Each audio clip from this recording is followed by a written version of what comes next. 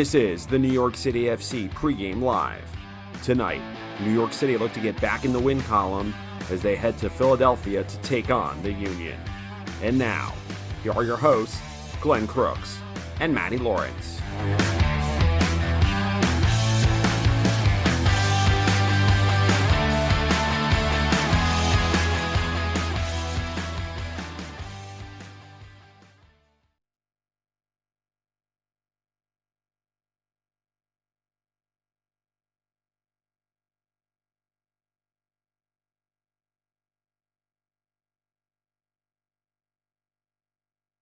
And Crooks. What's happening, everybody? Good to see you. Justin Hack, Mansour Bakrar, Sergi Boyko, and Alex Chilowicz. Referees, Tati Castellanos, former New York City player, Messi, and Tylus Magno. He is certainly in the news by the pure fact that he is not in the building, not in the squad, not in the building, and it's a coach's decision. So we're going to get into all this as we progress through our NYCFC pregame live. Welcome, everybody. Matty and I will have the live commentary beginning with the pregame show featuring head coach Nick Cushing, presented by Ford. That's at 7:15 Eastern on the New York City FC network. But first, do you believe in synchronicity, Matty? If I could spell it or even say it or knew what it meant, then probably I would. Well, I know what synchronicity means. Yes, I do believe in it. Yes. All right. Well, let's make it happen. We're listening to E Street Radio on the way over. That's the Springsteen channel on Sirius XM, and we stopped for gas, and we're driving in together. We don't normally do that, so we're driving in together down the New Jersey Turnpike. Stop for gas and a Diet Coke, and when Matty comes back from his assignment of getting me my Coke, the streets of Philadelphia. Now, I know we're in Chester, but we can look into the distance and see Philadelphia. But so synchronicity, right? Absolutely. As long as that brings 3 points as well. I'm all for synchronicity. That is for certain. And you're right. Look, it's a wonderful view here. That's for sure. Whether it's the bridge and the Delaware River or whether it is Philadelphia off in the distance, but it is. It's it's just not only the nice views around the stadium. Look, I love this stadium. It's soccer specific, obviously. Yeah. It's got a terrific pitch here as well, which I think plays a big part in the quality of the football we see here as well at Subaru Park.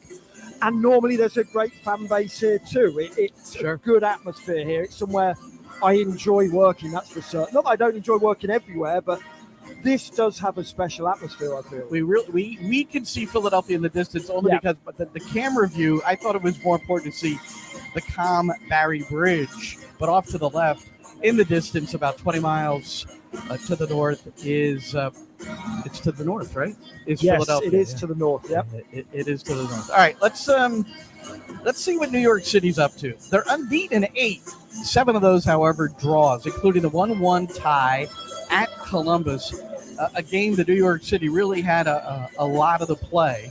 But one of the feature moments in this match, Justin Hack, one of our favorites, the guy who plays in the midfield, has been, in essence, forced to play at the back and has done quite well.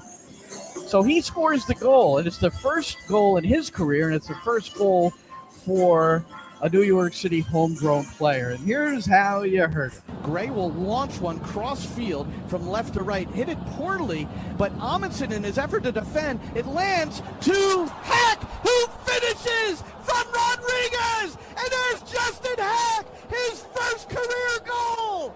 Let's go back to it and just how you saw it create. I know it came from Santi Rodriguez eventually, but how you got yourself into that position in the first place. Yeah, so I think it was from a corner. So we were starting to head back, but then I saw Tavon play the long ball across, and then there was a little space between their two midfielders. So once Santi was able to bring the ball down, that's when I made the little movement towards the box, and he found me with a great pass and was able to score from there. Obviously, it was very big for the team to go 1-0 up. It was very difficult environment, very difficult game overall.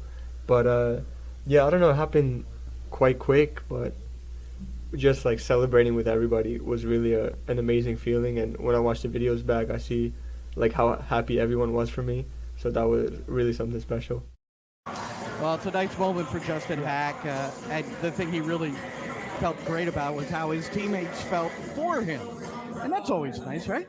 Absolutely. It shows that your teammates obviously appreciate you, but also have respect for you as well. I certainly know in my time some goal scorers would score and all the other players would run up back up the other end of the pitch and almost line up for the centre. He was mobbed. I'm still not having it that's the first goal by a homegrown player, of course. I don't believe you. I know that your James Sands has not scored a goal. He's had some chances, but not many, really. Sands, by the way, on the bench tonight. So he is available, but will not be in the 11, coming off back-to-back 120-minute performances for the U.S. men's national team in the Gold Cup. The Gold Cup final tomorrow, Mexico, Panama, and I know Matty Lawrence has already set his schedule so that he'll be sitting watching this. You can have a Dos Equis, while you're watching, unless that's too pro-Mexican. I don't know. But I'm neither, but I am pro Dos Equis, so that's all that matters here. I'm not pro Mexico or Panama, and it will be happening after the Wimbledon final, won't it? I know it'll be a few hours, so I'll be looking forward to both those tomorrow. Breakfast at Wimbledon here in the United States. But for this Columbus game, Nick Cushing afterwards, now he's had to encounter post-game pressers, and I think he handles it quite well. No matter what a manager is feeling emotionally, you have to be careful. What you say. You're in essence, you want to protect your players. But in this game in particular, I know we don't focus too much on expected goals, but New York City was 1.9 versus 0.5 for Columbus, and the game ends 1-1.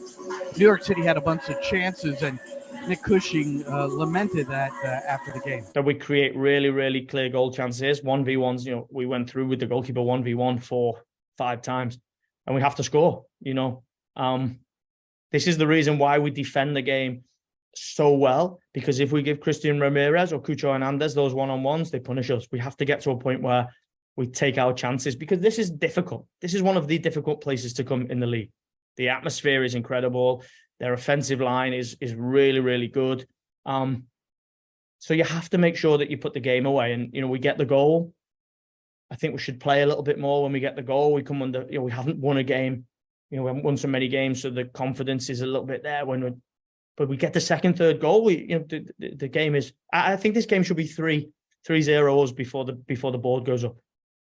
Obviously, Nick Cushing thought that New York City should have won the game at Columbus, and I thought both of us observing and commenting or commentating on the game, we felt the same way when it all ended.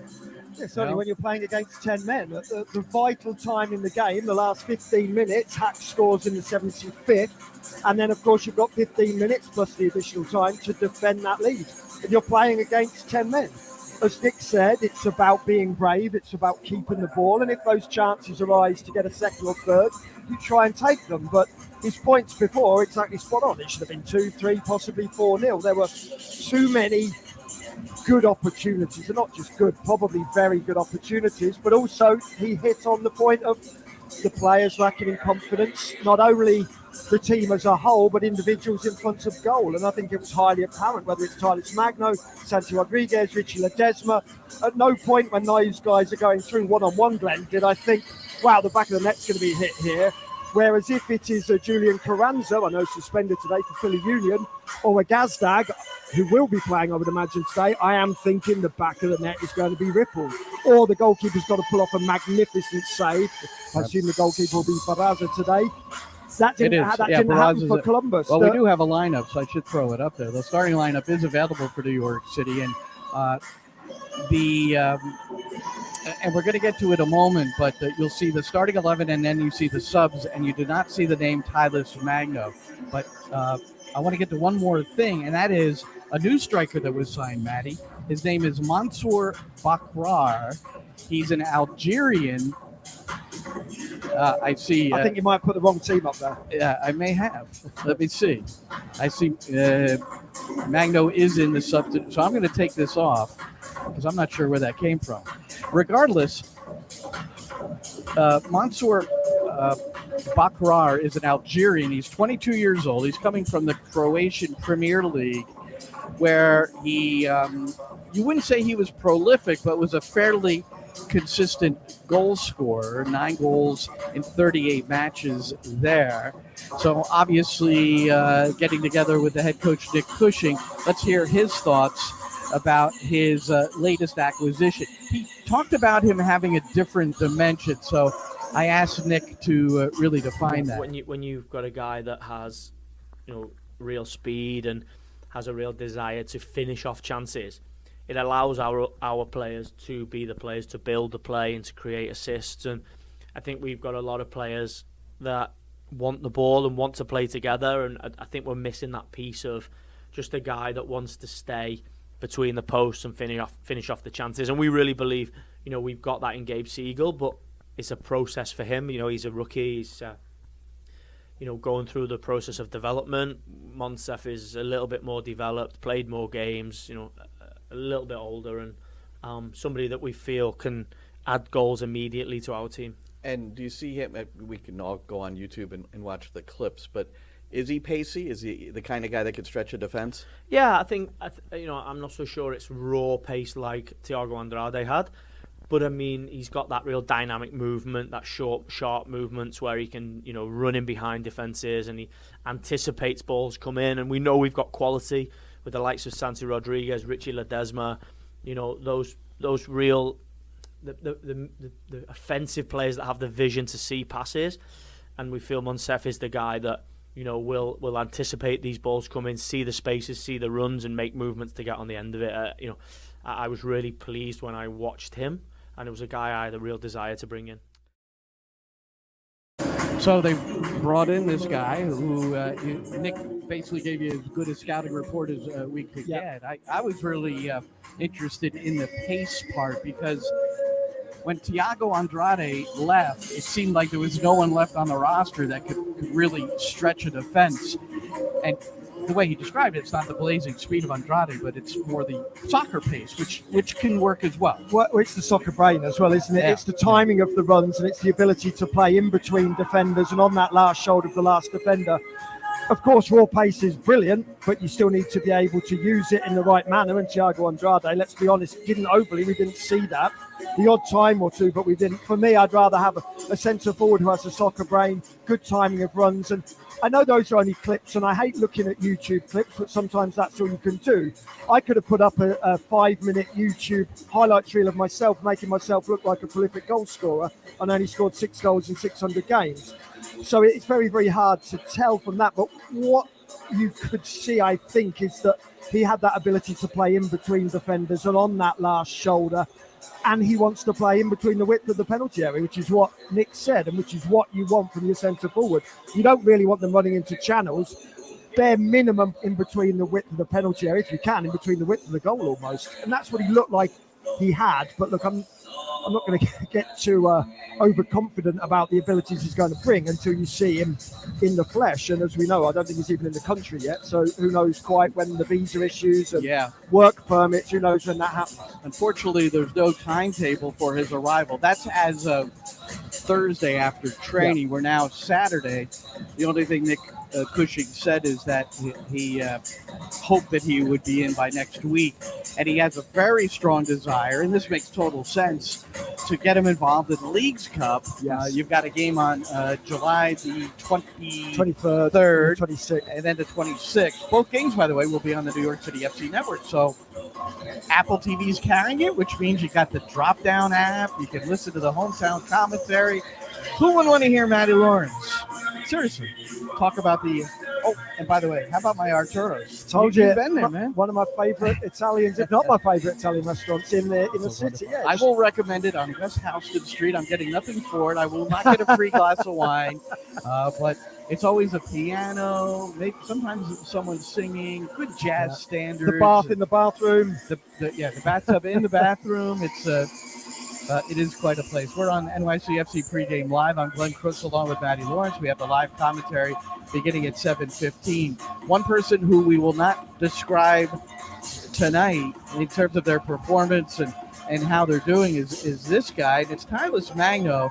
And if you translate this from Portuguese, it's saying that Magno is in discussions with Palmeiras, which means New York City is also in discussions with Palmeiras. We have no confirmation of that, but what we do know is that Magno, number one, has been severely disappointing in his production. He has not scored a goal since April the 22nd.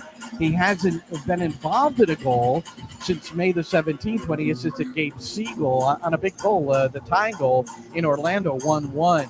But 3 goals, 1 assist for Magno, and he's not here. He's not in the squad at Philadelphia in a game before Leagues Cup begins, and one wonders exactly what might be going on behind the scenes, and we don't have any scoops or inside information. We're just going with what's presented to us, and that tweet that came out from what I've been told by friends of mine that's a fairly legitimate source. I think we know what's going on. I know we don't 100% know, but the realization for me when I see Tylus Magno not here and I link it with the tweets and the social media posts I've seen from respected sources is that we've seen the last of Tylus Magno at NYCFC, certainly for this season. Whether it's a loan deal, whether it's a permanent deal, I don't know. What I do know is, having worked a lot of Palmeiras games, is if Tylus Magno performs to the ability that he can, he will play for Palmeiras. But if he performs like he has this season, he won't get anywhere near Palmeiras' starting lineup. They are one of the strongest, not even in a squad. That is one of the strongest teams in Brazil. They really are, not only in the Brazilian domestic league, but continentally in the Comebol Libertadores as well. They ain't getting anywhere near the team performing like this.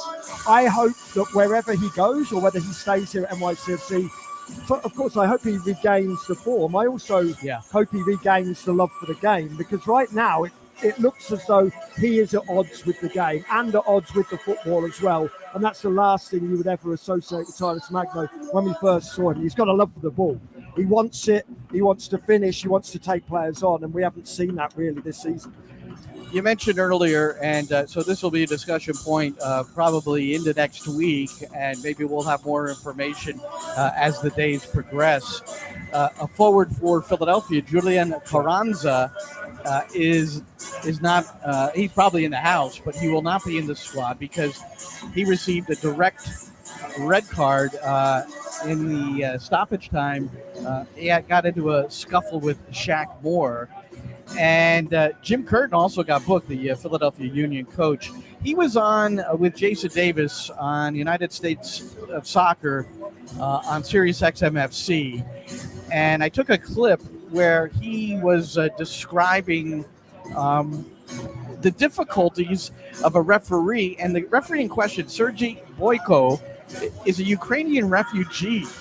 Once the war broke out, he's a long-time referee in the Ukrainian Premier League, and then he's come over, and he's only done 10 MLS games now under pro soccer referees. So here's what Jim Curtin had to say. Well, just put it this way: a kid that graduated from Notre Dame has no fear playing against Lionel Messi. It's just an American mentality that I'm going to show him, and sometimes that maybe makes the games really hard to referee. I don't know if I'm saying it the right way, but if you watch Barcelona play Real Madrid, there's a tempo and a control, and certainly it's at an incredibly intense level. Don't get me wrong, but there's a certain amount of respect where they won't yell at the referee or they won't yell too much at each other. Where maybe in our league it's something we need to do a better job of. And look, I lost my temper too. I said a bad word, but it's a word, look, guys, that gets said 3,000 times during the course of a soccer game. So that was my issue with what I said. And again, I said it already, as a 44-year-old, I can say bad words, and as long as they're not derogatory or it's emotional sport. So it happened. I got a yellow card, and then there was, I'll just say, a lot of decisions afterwards that were the big plays in the game the guy actually got right. I thought the penalties and maybe non-penalties, I think he actually did get those right, and Nashville agreed with that. But there was a lot of little things that maybe led to big things on a hot night where it's 100 degrees, tempers are high, we're up 2-0, and we're playing 15 minutes of extra time. I'll just say it kind of combusted there and exploded, and now both teams will miss some key players. So it happened. It's tough, but there is a uniqueness for a referee now who is a very high-level referee. If you look at his resume, it's incredible. So that's Jim Curtin describing the referee Sergei Boyko, who said he got a couple of big calls right.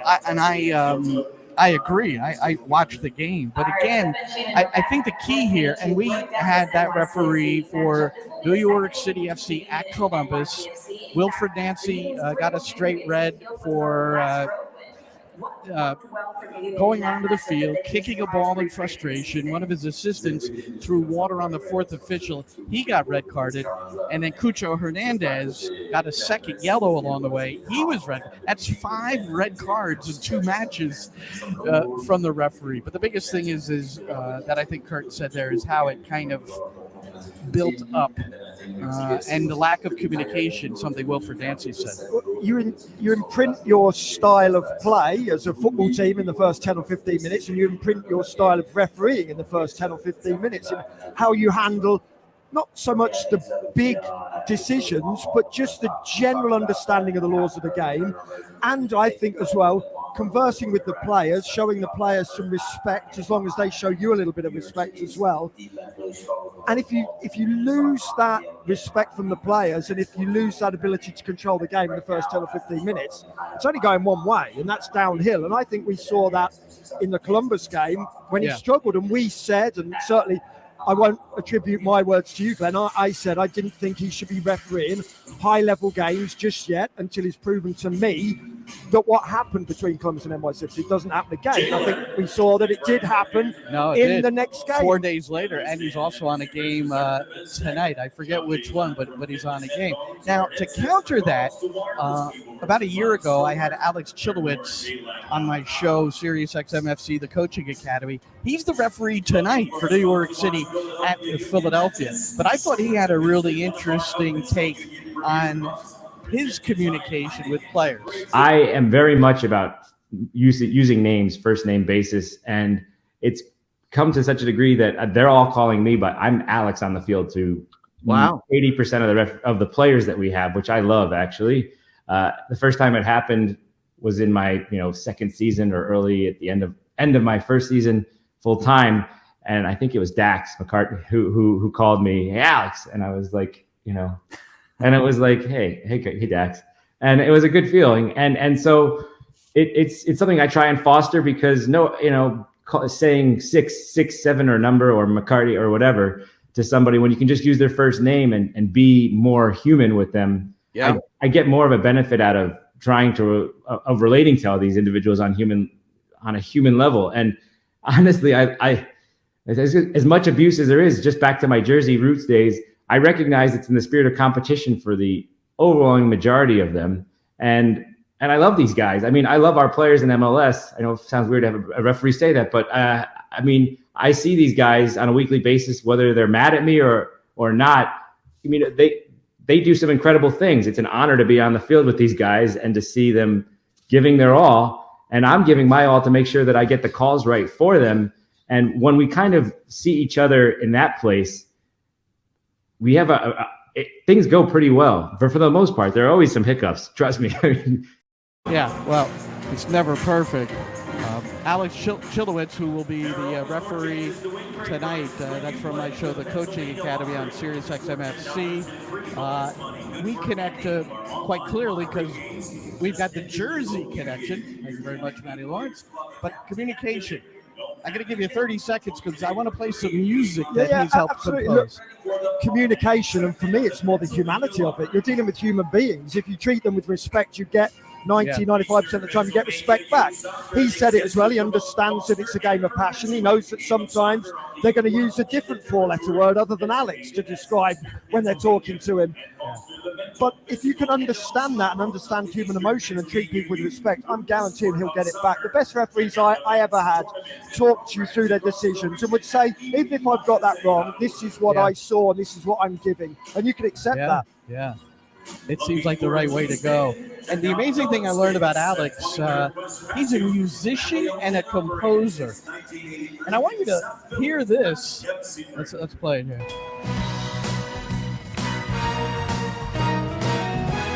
So this is Matty, this is a BBC concert orchestra, and he helped to arrange the music for this. It aired live on the BBC at 3 o'clock today.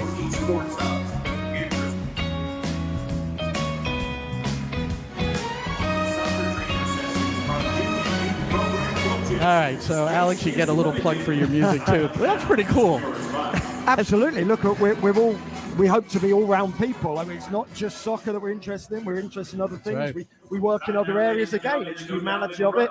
It's being a well-rounded human being. And I think you could just see by the communication levels with Alex Chilowitz and the way he just came across as affable and personable. Guess what? It's easier to referee a game when people have respect for you. Yeah. Well, very quickly, because we got to get out of here and start our pregame, but we had this. Let's see. Tati Castellanos from Fabrizio Romano on his way to Lazio. So the gamble to loan to Girona and then see if he'd get sold elsewhere for the amount of money that New York City had hoped. It looks perhaps 15 million euros. That's what we're hearing. And I do want to say that Lionel Messi was shopping at the Publix yesterday, and there's proof of it. Whether it was set up or not, it was not. It was a Publix paid him scene. $2 million for that, but it's fine. Matty, good to see you. You too. For Matty Lawrence, I'm Glenn Crooks. You can tune in New York City FC Network, NYCFC.com/radio. In just a couple of minutes, 7:15 for the pregame show with Nick Cushing, presented by Ford. Enjoy the game, everybody.